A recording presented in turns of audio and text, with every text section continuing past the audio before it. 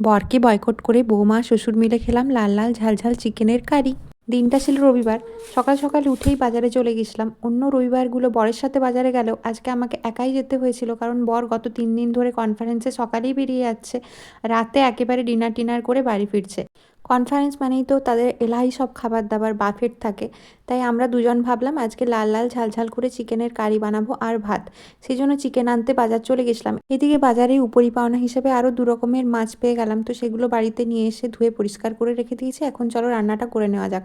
আজকে হবে লাউয়ের পোস্ত আর চিকেন কারি। এদিকে চিকেন কারি আমার রান্না হয়ে গেল, আর লাউয়ের পোস্ত রান্নাটাও প্রায় শেষের পথে।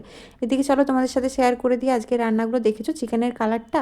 খাওয়া দাওয়ার পরে বিকেলবেলা চলে গেছিলাম হাঁটতে। এটা কি? এটা কেন? এটা কি তুমি পেয়েছো কনফারেন্স থেকে? ও বাবা, তাই ভাবি জীবনেও কোনোদিন ফুল দেয় না আমার হঠাৎ করে। দুটো মোমেন্ট। বাহ, আমি ওর প্রাউড ওয়াইফ, বুঝেছো? Thank you so much. সাজিয়ে রাখবো এগুলো। Thank you by the way.